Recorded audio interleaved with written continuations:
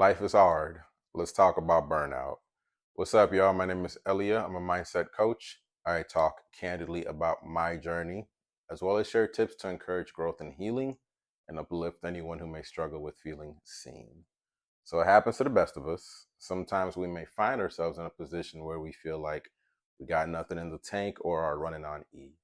This is burnout. Put simply, burnout or being burnt out is finding yourself at a place of emotional, mental, physical, and I would also personally add spiritual overwhelm or exhaustion as a result of prolonged or chronic stress. Now, that prolonged piece is really important because it's not as simple as just saying today was a hard day or this week has been really challenging. This has to be something that happens over a course of time so as to really wear you down and not give you opportunities to recharge or refresh yourself so you can feel like you're really on top of everything life is throwing at you. And there can be a range of things that actually contribute to this. But some of the more common things you'll see, you might just one be taking on too much at work or too much at school. Those areas of your life might just be really demanding.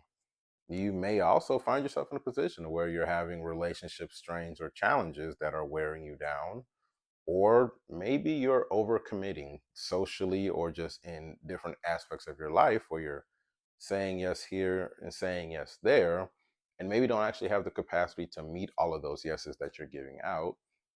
Or you might just be imposing a lot of responsibility and pressure on yourself that is really hard to meet after a while because you keep piling on. And at some point, something's got to give, right?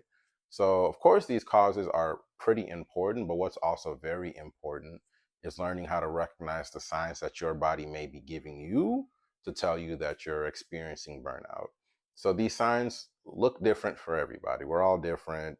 Things do what they do, but again, there will be some commonalities. So, one of the more common signs you'll see is just extreme fatigue.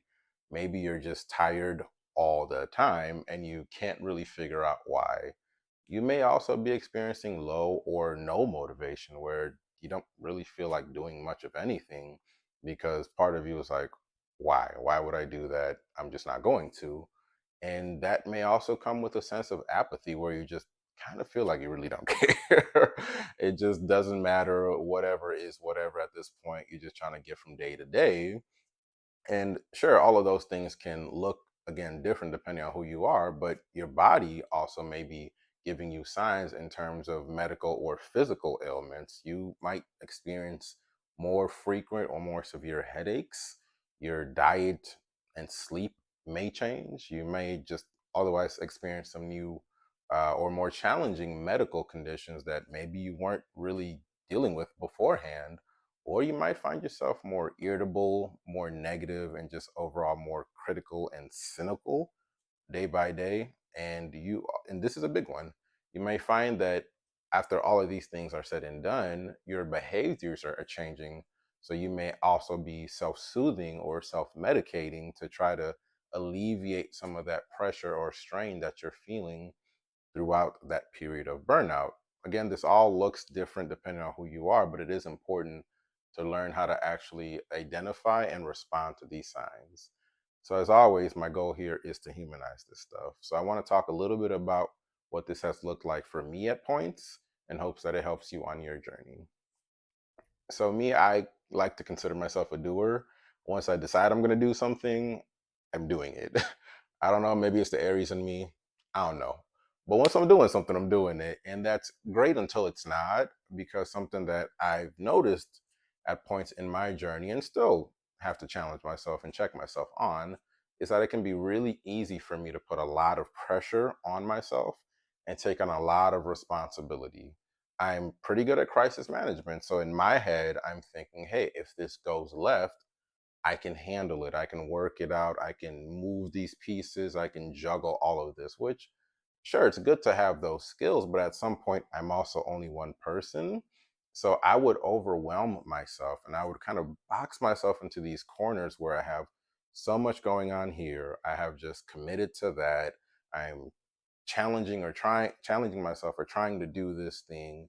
I've said yes to something new at work, and I just feel like I come home and I got nothing left. And one of the biggest things that would allow this to continue for me is that I also haven't always been the best at asking for help. So in these moments of starting to feel overwhelmed, starting to feel really bogged down, starting to just feel like, man, if I take the wrong step, all of this is going to crack, I wouldn't ask for help. So I would eventually hit a wall where all of that to some degree would stop. And I would feel like my momentum, my progress, just all of this work that I'm doing kind of started to feel like I was just spinning my wheels. So as a effort, or I guess to try to actually deal with this at some point in unhealthier ways, I would then find myself placating through binge watching TV or sleeping more or avoiding certain things and procrastinating because I just didn't have the motivation and just like didn't care. And of course, you can imagine at some points that was pretty costly and it's taken a lot of work. And again, I still have to challenge myself all the time because I'm human. And there are some times where I'm like, man, I got a lot going on and I'm not really sure what to do with all of this. And I have to find something to do with it, right? So, with that said, I want to share a few tips that have helped me and continue to help me on my journey in hopes that they'll help you on yours. So, first, and maybe most importantly, I don't know, it depends how you look at it, it's really important to admit that you're feeling overwhelmed or feeling burnt out. It's easy to get locked into this mentality that, hey, I can do it, I can push through it, especially with hustle culture. Everybody tells you work harder, work harder, work harder. I mean, that's cool until it's not. So you have to be willing to admit that you do have limits, and sometimes you reach those limits for whatever reason. Sometimes you're there, and you have to kind of take a step back or be willing to see yourself there and recognize and accept that you need a step back.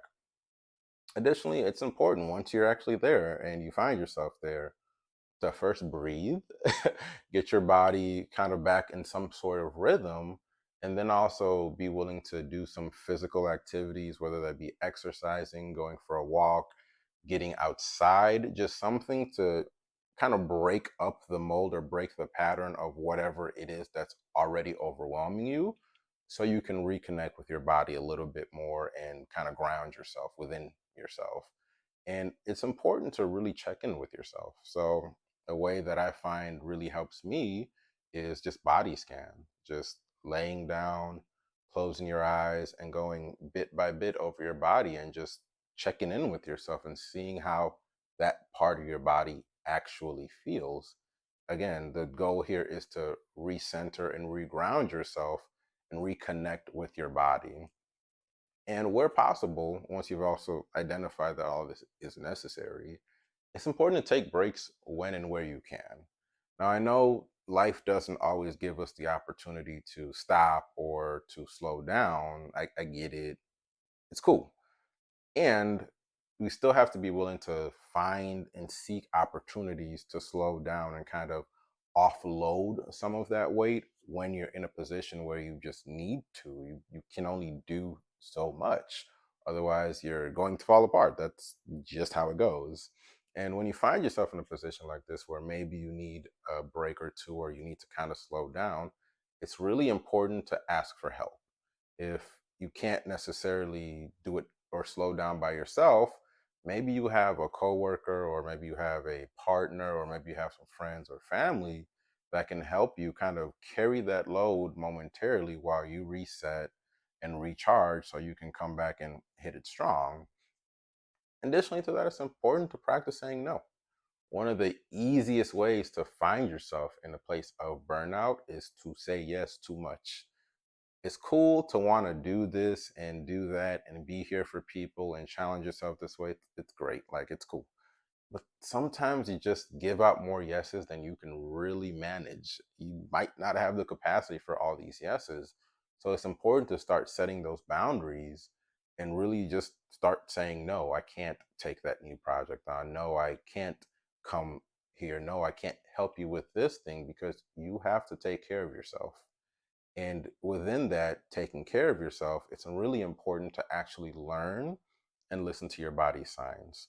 because your body is going to tell you, hey, this is getting to be a bit much in a variety of ways. So you have to learn how your body communicates that to you so you can actually learn to respect that call when that happens. So I hope those tips do help you on your journey. And as always, I want to leave you with one reflective question.